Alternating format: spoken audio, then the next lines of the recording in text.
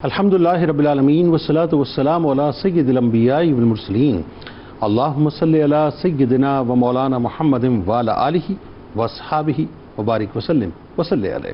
دنیا کے تمام دیکھنے والوں کو، تمام چاہنے والوں کو، تمام پیار کرنے والوں کو اور جہاں جہاں تک اس وقت میری آواز کو سنا اور مجھے دیکھا جا رہا ہے، جنید اقبال کی جانب سے انتہائی محبت کے ساتھ السلام علیکم۔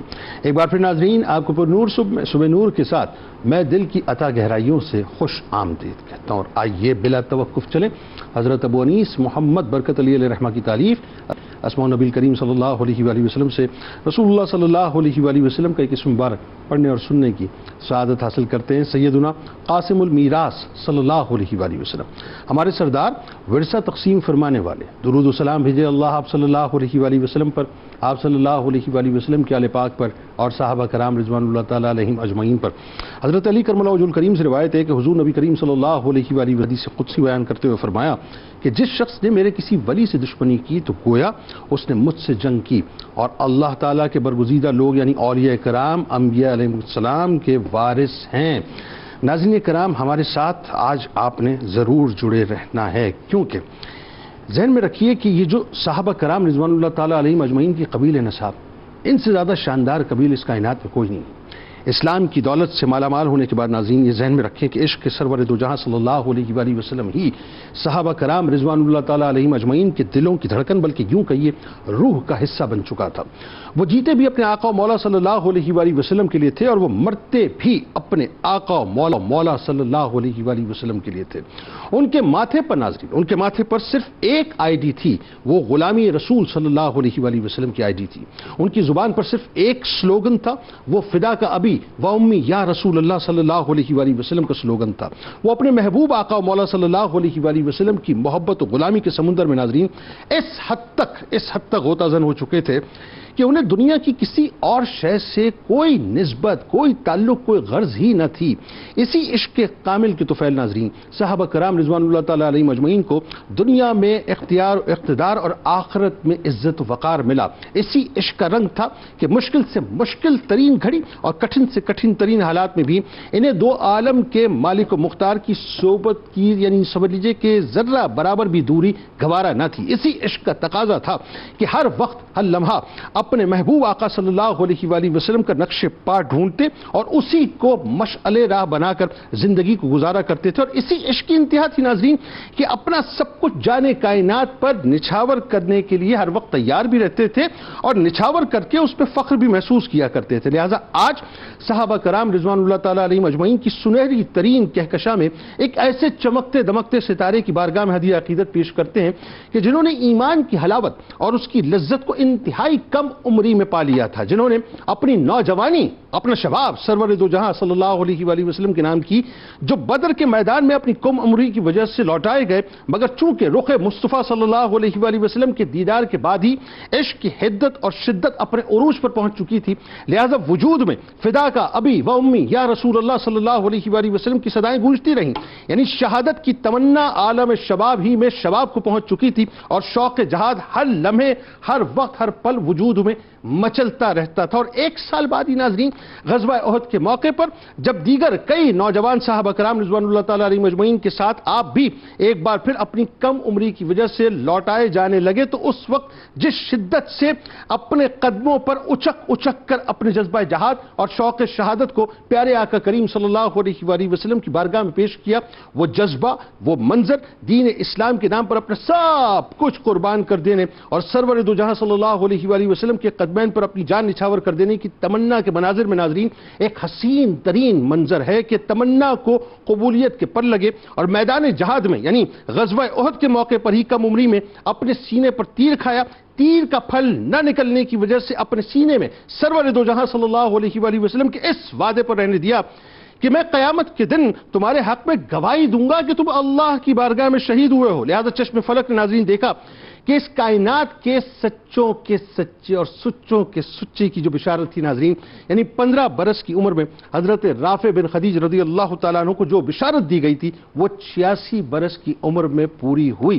صحابی رسول سیدنا رافع بن خدیج رضی اللہ تعالیٰ عنہ کا شمار ناظرین فضلا اور کبار صحابہ کرام رضوان اللہ تعالیٰ علیہ مجمعین میں ہوتا ہے۔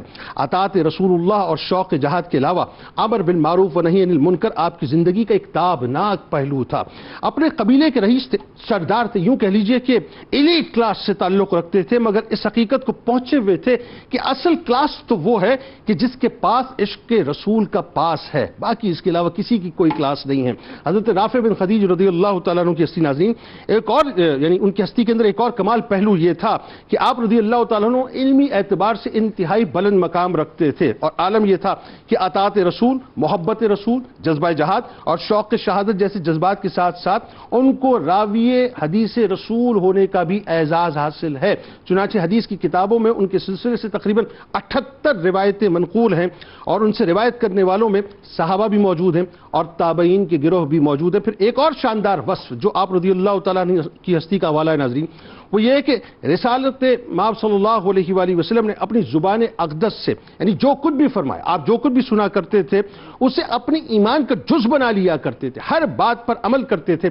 یعنی آپ کی کسوٹی یہ تھی کہ سرور دو جہاں صلی اللہ علیہ وآلہ وسلم کا اگر قول سنا اور اگر آپ یہ سمجھتے تھے کہ ٹھیک تو قبول کرتے، ورنہ جو ہے اسے قبول نہ کرتے تھے، یعنی ہر بات میں سرکار علیہ السلام ہی کی بات کو آگے رکھا کرتے تھے اور اپنی زندگی کا منشور بناتے تھے۔ آئیے آج ناظرین انہی کی بارگاہ میں چلتے ہیں کہ کیا شاندار رسول کریم صلی اللہ علیہ وآلہ وسلم نے یوں کہیے کہ نوجوانوں کی سائیکولوجیکل کنسٹرکشن کی۔ آپ یہ دیکھیے کہ جو انقلاب بپا ہوا ہے اس میں ایک بہت بڑا کردار نوجوانوں کا ہے۔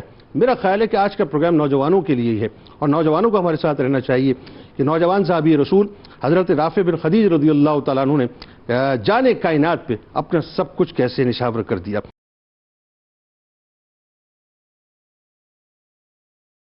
آغاز کرتے سب سے پہلے علامہ صاحب آپ بتائیے، حضرت رافع بن خدیج رضی اللہ تعالیٰ عنہ کیا شاندار ہستی صاحب، اور یقیناً اس پہ آگے جا کے بات کریں گے کہ سرکار علیہ السلام نے کس طرح سے نوجوانوں کی تربیت کی۔ آپ کے پہلے تو ایک تو انٹروڈکشن میں جو انفرادی انٹروڈکشن ہے اور آپ کے خاندان کے بارے میں یعنی آپ کی فیملی کے بارے میں بتائیے، پھر وہ اگین وہی بات ہے کہ ایمان لانا، کن حالات میں ایمان لائے، اور انصاری چونکہ ظاہر قبائل سے آپ کا تعلق تھا تو آپ کے قبیلے کا بھی اپنا ایک مقام تھا، اور انصاری تو ویسے بھی میرے سرکار علیہ السلام کے دل کے بہت قریب، بڑی قربانیاں۔ آغاز کیجیے۔ بسم اللہ الرحمن الرحیم۔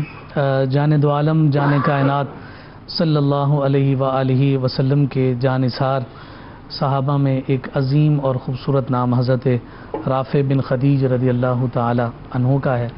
انصار صحابہ میں آپ کا شمار ہوتا ہے، اور یہ وہ طبقہ ہے کہ جنہوں نے نبی اکرم صلی اللہ علیہ وآلہ وسلم کو مدینہ المنورہ میں ویلکم کیا اور خوش آمدید کہا۔ ابتدائی طور پر تاریخ نگاروں نے اسی بات کو ذکر کیا ہے کہ امام الانبیاء صلی اللہ علیہ وآلہ وسلم جب مدینہ المنورہ ہجرت فرما کر تشریف لائے ہیں تو حضرت رافع بن خدیج رضی اللہ تعالیٰ عنہ اس سے پہلے ایمان لا چکے تھے۔ تو اب قرینہ یہی کہتا ہے کہ یہ بھی انہی لوگوں میں شامل تھے کہ جو روزانہ صبح کے وقت مدینہ المنورہ کے فصیل پر جا کر کھڑے ہو جاتے تھے اور آنے والوں کی جانب نظر کرتے تھے کہ کائنات کے تاجدار کا کون سا قبیلہ۔ حضرت رافع بن خدیج رضی اللہ تعالیٰ عنہ انصار صحابہ میں جلیل القدر مقام پر فائز ہمیں نظر آتے ہیں۔ ہمیں معلوم ہے کہ مدینہ المنورہ میں کچھ قبائل ہیں اور وہ اپنے اعتبار سے ایک امتیازی شان رکھتے ہیں۔ ان میں سے جو قبیلہ اوس ہے اس کی ہمیں مختلف برانچز نظر آتی ہیں، اس میں جیسے کہ بنو حارثہ یا بنو حارث ہے، اسی طرح سے بنو عبد اشہل ہے۔ یہ برانچز جو ہیں اپنے اعتبار سے مالی وسعت بھی رکھتی تھیں اور ساتھ ساتھ طاقت کے اعتبار سے بھی یہ مستحکم تصور کی جاتی تھی۔ ان دونوں کا آپس میں ایک لڑائی کا جھگڑا تھا، اور وہ تعلق ایسا تھا کہ ایک طرف عبد اشہل ہے اور دوسری طرف بنو حارثہ ہے۔ اچھا، بنو عبد الاشہل جو ہیں، یہاں معاملہ یہ ہوا تھا کہ حضرت اسید بن حدیر رضی اللہ تعالی عنہ کے دادا جان کو بنو حارثہ والوں نے قتل کر دیا۔ تو حضرت اسید بن حدیر کے والد نے بنو حارثہ سے بدلہ لیا، اور بدلہ اس زور کا لیا کہ انہیں مدینہ سے نکال کر خیبر تک بھگا دیا، اور وہاں وہ 1 سال تک رہے بنو حارثہ والے۔ پھر اس کے بعد دوبارہ صلح ہوئی اور انہیں واپس مدینہ المنورہ آنے کی اجازت دی گئی۔ تو ایک طرف یہ عبد الاشہل اور دوسری طرف یہ بنو حارثہ۔ عبداللہ اشل سے تعلق اسید بن حدیر کا ہے، یہ بھی بڑے عظیم اور جلیل القدر صحابی ہیں. میں صرف 2 باتیں ان کے بارے میں ذکر کرنا چاہتا ہوں. ان کو عاشق قرآن کہا گیا. مصعب بن عمیر سے لڑنے کے لیے آئے تھے کہ کیا نئے دین کی باتیں کرنا چاہتے ہیں. انہوں نے جواب میں کہا کہ مجھ سے لڑو نہیں، تھوڑی دیر بیٹھے. قرآن کی تلاوت ہوئی، وہ اتری اور ایمان لے کر آ گئے. یہی اسید بن حدیر تھے، تلاوت کر رہے تھے سورہ بقرہ کی، تو آپ کا گھوڑا جو ہے نا وہ کودنے لگ گیا. آپ خاموش ہوئے تو وہ خاموش ہو گیا. پھر وہ کودنے لگا، پھر آپ نے تلاوت شروع کی. یہاں تک کہ آقا کائنات صلی اللہ علیہ وسلم کو جب خبر دی تو حضور نے فرمایا کہ یہ آسمان پر تمہیں جو صاحبان نظر آئے اور وہاں جو چراغ نظر آئے وہ اللہ کے فرشتے تھے تمہاری تلاوت سن رہے. کیا شان ہوگی اسید بن حدیر کی. اللہ کے فرشتے قرآن کی تلاوت سماعت کرتے ہیں، جن کے بارے میں کائنات کے تاجدار صلی اللہ علیہ وسلم نے فرمایا کہ اسید کیا خوب آدمی. اگرچہ یہ دونوں قبیلے ابتدائی طور پر آپس میں بہت زیادہ لڑنے کے اعتبار سے اور ایمان لانے سے پہلے ایمان لانے کی کیفیت، لیکن اس کے باوجود ایسے شیر و شکر ہوئے کہ ہمیں یہ چیز نظر آتی ہے کہ پھر اس کے بعد حضرت اسید بن حدیر اور حضرت رافع بن خدیج کی دوستی کی داستانیں ذکر کی جاتی ہیں. یعنی سرکار علیہ السلام نے ایسا شیر و شکر کر دیا کہ ایک لڑی کے اندر پرو کے رکھ دیا. اب یہ تعلق جو ہے وہ محبت رسول کی بنیاد پر تھا اور ایمان کی بنیاد پر تھا. ٹھیک. ان کی جو کنیت ہے وہ ابو عبداللہ ذکر کی جاتی ہے. رافع چونکہ ان کا نام ہے، ان کے دادا کا نام بھی رافع ہے، تو یہ رافع بن خدیج بن رافع کہلاتے ہیں. اچھا، پھر اس کے بعد ذرا آگے جب ہم ان کی بات کرتے ہیں تو حضرت رافع رضی اللہ تعالی عنہ کے آباء و اجداد کا چونکہ تعلق انصار سے ہے، اور نبی اکرم صلی اللہ علیہ وآلہ وسلم کا انصار کے ساتھ ایک محبت اور الفت کا جو رشتہ اور تعلق ہے وہ کسی سے ڈھکا چھپا نہیں ہے. اور نبی اکرم صلی اللہ علیہ وآلہ وسلم نے انصار صحابہ کا ہر مقام پر ریگارڈ کیا ہے کہ انہوں نے اپنے گھروں کو حضور اور حضور کے ساتھ آنے والے مہاجرین کے لیے پیش کیا، اپنی زمینوں کو پیش کیا اور اپنے کاروبار کو پیش کیا. اس لیے آقا کائنات صلی اللہ علیہ وسلم ہر مقام پر انصار کا اس اعتبار سے احترام کرتے ہوئے نظر آ رہے ہیں. حضرت رافع بن خدیج رضی اللہ تعالیٰ عنہ کا جب ابتدائی تذکرہ نظر آتا ہے، ایک بات تو اس میں یہ ہے کہ یہ کیسے قبیلے سے تعلق رکھتے ہیں کہ جو قبیلہ جنگجو ہے، لڑنے والا ہے، پھر انہوں نے ایمان لانے کے بعد اپنے اس وصف کو بھی قائم رکھا، اسلام کی خاطر لڑے، اسلام کے لیے لڑے، اور پھر اس کے ساتھ ساتھ حضرت رافع بن خدیج رضی اللہ تعالیٰ عنہ اپنے قبیلے میں کوئی معمولی حیثیت نہیں رکھتے تھے، بلکہ آپ کے والد اور چچا کے انتقال کے بعد بنو حارثہ کا جو سردار ڈکلیئر ہوئے وہ حضرت رافع بن خدیج اور رئیس تھے. اور میں نے جملہ ابتدا میں عرض کیا نا کہ ایلیٹ کلاس سے تعلق رکھتے تھے آپ مدینہ پاک کی. اب یہ دیکھیں یہاں پہ ایک بات بڑی اہم ترین ہے، اور یہ بات تمام دیکھنے اور سمجھنے والوں کے لیے کہ قربان جائیں رسول اللہ صلی اللہ علیہ وآلہ وسلم پہ کہ آپ نے ینگسٹرز کو کس انداز سے چینلائز کیا اور جو ینگ پوٹینشیل تھا اس کو کس انداز سے ایک فریم ورک دیا کہ صاحب یہ بیسکلی آپ کی زندگی کا روڈ میپ ہونا چاہیے. اور وہ جو جتنا بھی میسج تھا سرکار علیہ السلام کو، ڈاکٹر صاحب آپ یہ دیکھیے کہ ینگسٹرز نے اس وقت پرسیو کیا، یعنی ریسیو کیا. اور آپ مجھ سے بہت بہتر جانتے ہیں چونکہ آپ ظاہر ٹیچر ہیں کہ کسی بھی انقلاب کے لیے اگر آپ صحیح معنوں میں اگر وہ کہیں کہ اس کا جو ایندھن یا اس کا جو فیول ہوتا ہے وہ ینگسٹرز ہی ہوا کرتے ہیں. تو سرکار علیہ السلام نے غربا کو بھی چینلائز کیا اور خاص طور پہ جو ینگسٹرز ہیں ان کو بھی چینلائز کیا. حضرت رافع بن خدیج رضی اللہ تعالیٰ عنہ، اب میں اگر اس کے فلیش بیک میں ایک بات ذہن میں رکھوں کہ آپ سپر ایلیٹ کلاس سے تعلق رکھتے ہیں، آپ جو ہے اپنا رئیس ہیں، آپ مالدار ہیں، صاحب ثروت ہیں، اور پھر نوجوانی کی عمر میں شوق شہادت ہے. آئیے ذرا یہاں سے ذرا کنٹینیو کیجئے بات کو. غزوہ احد میں ظاہر جو بدر میں آپ نہیں شامل کیے گئے، احد میں شرکت کا واقعہ، اور پھر جو خاص طور پہ سرکار علیہ السلام نے نوجوانوں کے اندر جو ایک اسپرٹ پیدا کر دی تھی شوق شہادت کی، بتائیے ذرا. بسم اللہ الرحمن الرحیم. جنید بھائی بہت ہی عمدہ، بہت ہی خوبصورت آپ نے تعارف شروع میں پیش کیا رافع بن خدیج کے حوالے سے.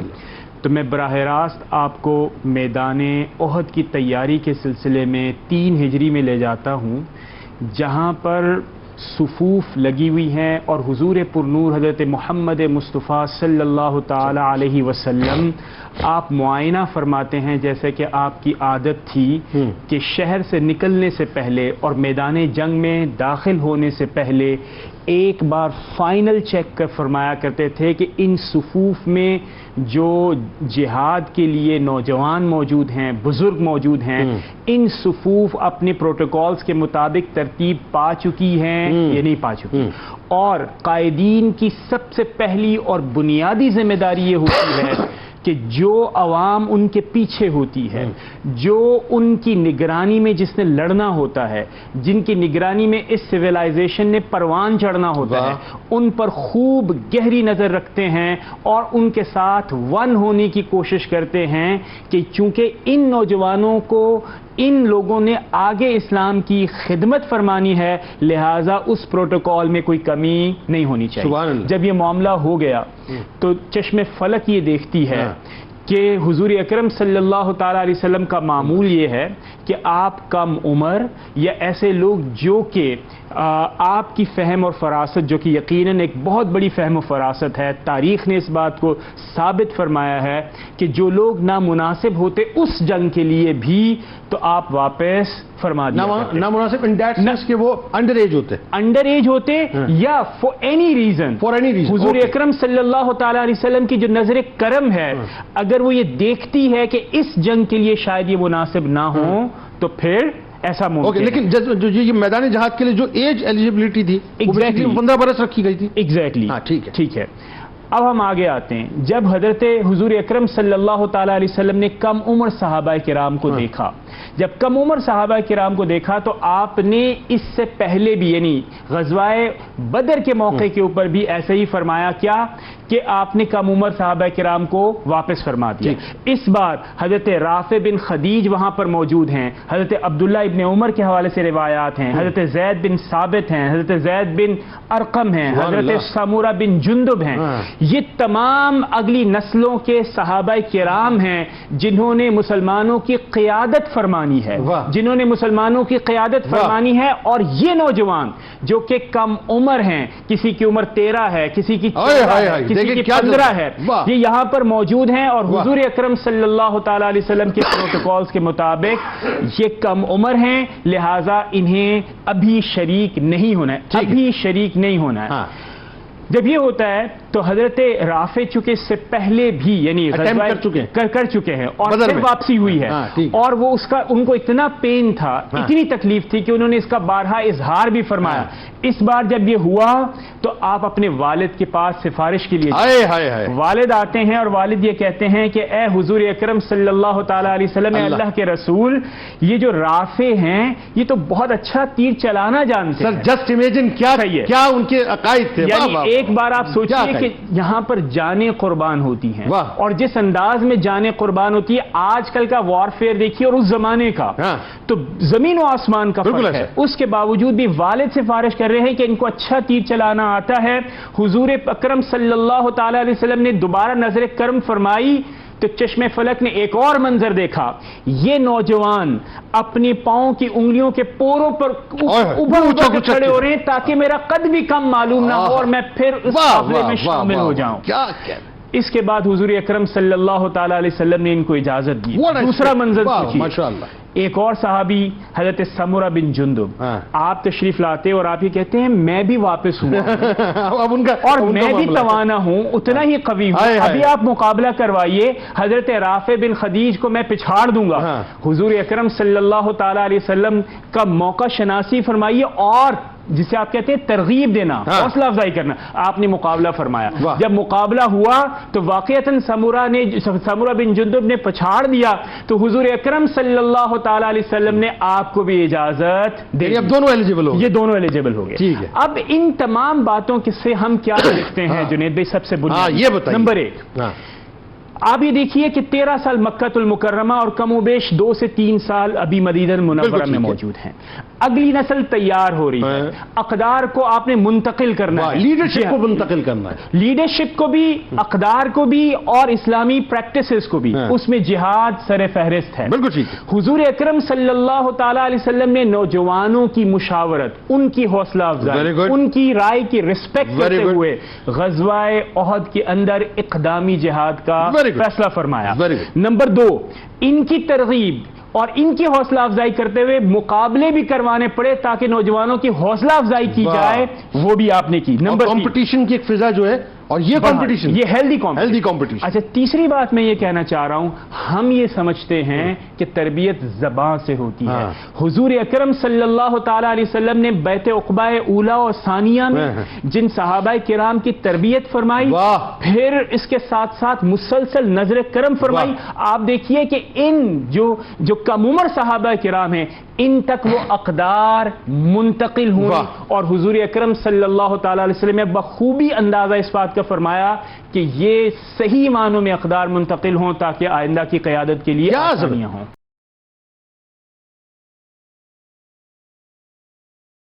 علامہ صاحب آئیے اب اس سلسلے کو تھوڑا سا اور کھولتے ہیں. ہم سب کو 1450 برس کے بعد ڈونٹس کا اور ڈوز کا ایریا پتہ ہے. جو لوگ مطلب دین اسلام ہم تک پہنچا، ہمیں پتہ ہے کیا صحیح ہے اور کیا غلط ہے. وہ ابتدائی دور ہے. اس ابتدائی دور میں ظاہر شرعی احکامات جو ہیں وہ ترتیب پا رہے ہیں. سرور دو جہاں صلی اللہ علیہ وآلہ وسلم کی زبان مبارک سے احکامات سنے جا رہے ہیں. تو سرکار علیہ السلام جو ہیں وہ کلیئرٹی کے ساتھ بتلا رہے ہیں کہ یہ ڈونٹس کے ایریاز ہیں اور یہ ڈوز کے ایریاز ہیں. بہت واضح مطلب اس میں ایک لکیر کھینچتے جا رہے ہیں. حضرت رافع بن خدیج رضی اللہ تعالیٰ عنہ کی ہستی کے اندر یہ بات خاص طور پہ نظر آتی ہے کہ آپ شرعی احکامات کی بہت پابندی کرتے تھے. ڈونٹس کے ایریاز کو بہت واضح طور پہ سمجھتے تھے اور اس سے دور رہتے تھے، اور ڈوز کے ایریا جو ہیں اپنے لیے کھلے رکھتے تھے. دوسرا جو خاص طور پہ یہ کہ اگر آپ کو کسی جابر حاکم یا کسی مطلب ظالم حاکم یا کسی ایسے شخص جو کہ طاقتور ترین شخص ہے اس کے سامنے کھڑے ہو کے بھی ببانگ دہل اگر اصلاح کرنی پڑتی تھی تو آپ اس سے جو ہے وہ رکتے نہیں تھے. مروان کا جو خاص طور پہ ملتا ہے اصلاح. بتائیے ذرا. بسم اللہ الرحمن الرحیم. جنید بھائی، یہ بات ہم جانتے ہیں کہ انسان کا جو پرسیپشن ہوتا ہے، اس کی تھاٹس ہوتی ہیں، اس کا اس کے بیہیویئر پہ، ایٹیٹیوڈ پہ، پریکٹسز پہ بڑا گہرا اثر ہوتا ہے. Very good. یعنی فکر و نظر کا جو اثر ہے وہ بندے کے رویے اور عمل پر نظر آئے گا. گڈ. رسول اللہ علیہ الصلوۃ والسلام کی تربیت میں سیدنا رافع بن خدیج رضی اللہ تعالیٰ نے جب زندگی گزاری ہے تو آپ کا دنیا کو دیکھنے کا لینس ہی بدل گیا. واہ. پرسپیکٹو ہی بدل گیا. واہ. کیونکہ پہلا چینج آتا ہے change of perspectives, then come change of practices. تو رسول اللہ علیہ الصلوۃ والسلام کے صحابہ میں سب سے پہلا چینج ان کی تھاٹس میں آپ کو نظر آتا ہے. واہ. اب سیدنا رافع بن خدیج رضی اللہ تعالیٰ عنہ کی تھاٹس کو آپ دیکھیں کہ آپ رضی اللہ تعالیٰ عنہ کی فکر و نظر یہ بتاتی ہے کہ رسول اللہ علیہ الصلوۃ والسلام کے فرمان کے آگے اب اور کچھ نہیں ہے، سرنڈر کر دینا ہے. یعنی صرف سر نہیں جھکانا، عقل بھی جھکا دینی. واہ جی واہ. کیا سر کو جھک جاتا ہے، عقل نہیں جھک پاتی. Very good. تو سیدنا رافع کی عقل اور ریزننگ بھی سرنڈر ہو گئی کہ آپ نے جب دیکھا کہ رسول اللہ علیہ الصلوۃ والسلام کے فرمان کی بات ہے تو میں اس کے برخلاف کچھ گوارا نہیں کروں گا، کیونکہ میں میری پریکٹس جو ہے الائن ہو گئی میری تھاٹس کے ساتھ. اچھا، اس میں ایک اور بات آ گئی علامہ صاحب، وہ بھی آپ دیکھیے. ہمارے یہاں نارملی ہوتا ہے کہ اگر مثال کے طور پہ اللہ تعالیٰ ہم سب کو جو عقل سلیم عطا کرے کہ یہاں پہ تو کمپرومائز ہو نہیں سکتا، ہم نارملی کمپرومائز بھی کر جاتے ہیں. ہمارے سامنے اگر کوئی غلط بات کوٹ کر رہا ہوتا ہے ہم خبر، لیکن وہاں کمپرومائز حضرت رافع کرتے نہیں تھے، وہ اصلاح فرمایا کرتے تھے. جی بالکل، کیونکہ آپ یہ بھی جانتے تھے کہ مسلمان کا ہی یہ کام ہے کہ اس نے حق بات بیان کر کے اصلاح کا کام بھی کرے. یہ بھی تو ذمہ داریوں میں سے. یعنی مسلم اوصاف یا مسلم پرسنالٹی کی جتنی ڈائمینشنز ہیں آپ کو ساری پوری ہوتی نظر آتی ہیں سیدنا رافع کی زندگی میں. تو آپ کے سامنے جب معاملہ آتا ہے، ایک مثال آتی ہے مروان بن حکم کی کہ اس نے فیصلہ کر دیا کہ اب ایک بندہ ہے جس نے ایک کھجور کا پودا چرا کر اپنے مالک کے باغ میں لگا دیا ہے، تو اس پر اس نے حکم جاری کر دیا کہ اس کے ہاتھ کٹیں گے. تو سیدنا رافع بن خدیج رضی اللہ تعالیٰ عنہ کی بات یہ بات پہنچتی ہے تو آپ فرماتے ہیں کہ یہ مسئلہ ایسا ہے کہ اس میں ہاتھ نہیں کاٹا جائے گا. رسول اللہ علیہ الصلوۃ والسلام کے فرمان کے مطابق پھل میں اس معاملے میں قطع ید نہیں ہے. وہ ایک جنرل انسٹرکشن الگ ہی، یہ ایکسیپشن ہے، یہ استثناء تھا. یہ آپ جانتے تھے، آپ رضی اللہ تعالیٰ نے بیان فرمایا. لیکن پھر اس مالک نے کہا جس کا وہ غلام تھا کہ حضور اگر آپ یہی بات مروان کو بتا دیں تو آپ کے اندر وہ کریج موجود تھی کہ آپ حق بات بیان کرنے سے پیچھے نہیں ہٹتے تھے. بلا خوف لومۃ لائم، بلا خوف و خطر مروان کے سامنے آپ نے رسول اللہ علیہ الصلوۃ والسلام کا فرمان بیان کر کے اس کو ڈرایا کہ اصل معاملہ یہ ہے، حکم اس طرح ہوگا. تو مروان نے بھی پھر وہ حکم جاری کیا. اسی طرح ایک اور موقع پہ ذرا رکیے، ذرا اس کی وضاحت بھی ضروری ہے بہت. یہ جو چوری کی سزا تو ہاتھ کاٹنا، یہاں کیوں نہیں، وجہ کیا؟ یہاں پر دیکھیں ایک حدیث کا حوالہ بھی دیا تھا. ایک ایکسیپشن یہ آ رہی ہے کہ آپ علیہ الصلوۃ والسلام کا فرمان سیدنا رافع نے کوٹ کیا کہ میرے پاس یہ حدیث موجود ہے، آپ علیہ الصلوۃ والسلام کا فرمان کہ پھل کے معاملے میں، اچھا پھل کے معاملے میں قطع ید نہیں ہے، یعنی خوراک کے معاملے. جی یعنی کھجور کا جو پودا تھا نا وہ اس نے چرایا تھا، وہ جرنل جو انسٹرکشن تھی اس سے ایکسیپشن تھی، اور یہ علم سیدنا رافع کے پاس ہے، وہ اپنے بیان فرما دیا. اسی طرح ایک بار مروان نے خطبے کے دوران بار بار کہا کہ مکہ حرم ہے، مکہ حرم ہے، مکہ حرم ہے، وہ بیان کر دیا. تو سیدنا رافع رضی اللہ عنہ کھڑے ہو کے فرمایا کہ مکہ حرم ہے تو مدینہ بھی حرم ہے. میں تو وہ حدیث بھی جانتا ہوں رسول اللہ علیہ الصلوۃ والسلام. تو آپ نے وہ بھی بلا خوف لومۃ لائم آپ نے بیان فرما دی. اور پھر آپ یہ دیکھیں جو میں نے چینج آف لینس اور ڈائمینشن کی بات کی نا، اس کی ایک اور مثال آپ کی زندگی میں آتی ہے کہ آپ رضی اللہ تعالیٰ عنہ کے پاس آپ کے چچا آتے ہیں اور آپ بیان کرتے ہیں کہ مجھے ایسا لگتا ہے کہ رسول اللہ علیہ الصلوۃ والسلام نے ایک بات ہمیں ایسی بیان کر دی کہ اگر اس کے برخلاف ہم کرتے تو شاید نفع حاصل ہو جاتا ہمیں. تو سیدنا رافع نے دریافت کیا بھائی وہ کیا بات ہے. تو آپ کے چچا نے بیان کیا بات یہ ہے کہ بلند و بالا جگہ پر جو ہماری زمینیں ہیں وہاں پر مزارعت سے کھیتی باڑی سے رسول اللہ علیہ الصلوۃ والسلام نے ہمیں منع فرما دیا. تو ایسا لگتا ہے کہ اگر ہم یہ کر لیتے شاید نفع ہوتا. تو آپ رضی اللہ تعالیٰ نے فرمایا کہ رسول اللہ کی اطاعت میں ہی سب سے بڑا نفع ہے. نفع کا کرائٹیریا یہ ہے کہ وہ چیز نفع ہو ہی نہیں سکتا اس میں رسول اللہ منع فرمایا. تو یہاں سے آپ کو پتا چلتا ہے کہ آپ رضی اللہ تعالیٰ عنہ صرف آپ علیہ الصلوۃ والسلام کے فرمان بیان نہیں کر رہے، مائنڈ سیٹ بھی چینج کر رہے ہیں کہ دنیا کو دیکھنا کس لینس کے ذریعے ہے، کس نگاہ سے آپ نے دیکھنا ہے کہ رسول اللہ علیہ الصلوۃ والسلام کی اطاعت انکنڈیشنل ہے، غیر مشروط ہے. لوگوں کی بات آئے گی تو آپ شرط رکھ سکتے ہیں کہ میں ان کنڈیشنز کے ساتھ آپ کی بات کو ایکسپٹ کروں گا، کریٹیکلی انالائز کروں گا. لیکن بات رسول اللہ علیہ الصلوۃ والسلام کی آئے گی تو انکنڈیشنل اوبیڈینس ہے، سر جھکا دوں گا، آگے بڑھ جاؤں. کیا اچھا علامہ صاحب.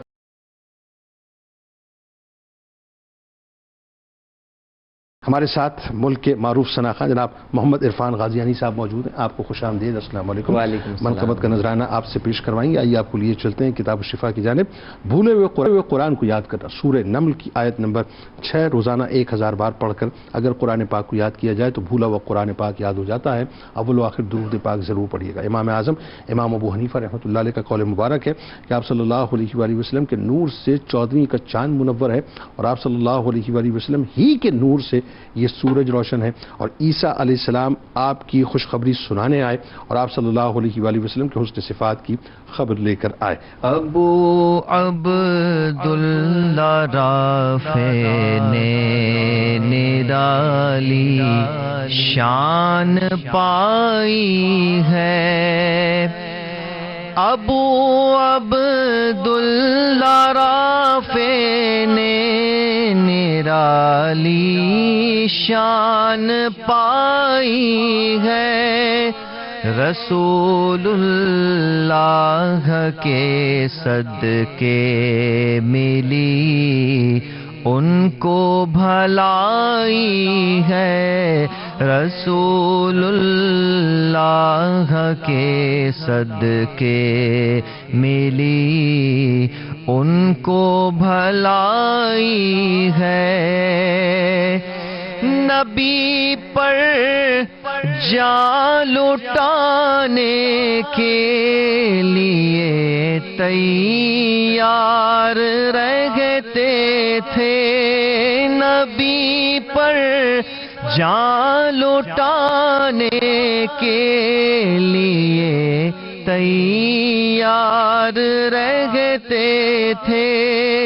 احد کے غزوہ میں رافع نے اپنی جان لڑائی ہے. احد کے غزوہ میں رافع نے اپنی جان لڑائی ہے. وہ راوی ہے فرامین شہ کونین کے پیارے. وہ راوی ہے فرامین شہ کونین کے پیارے. محدثین نے خیرات ان کے در سے پائی ہے. محدثین نے خیرات ان کے در سے پائی ہے. ابو عبداللہ کے جذبے پہ ساجد دل سے قرباں ہے. ابو عبداللہ کے جذبے پہ ساجد دل سے قرباں ہے، ہوئی حاصل اسے ہر خیر ہے، ہر رہنمائی ہے، ہوئی حاصل اسے ہر خیر ہے، ہر رہنمائی ہے۔ ابو عبداللہ رافع نے نرالی شان پائی ہے۔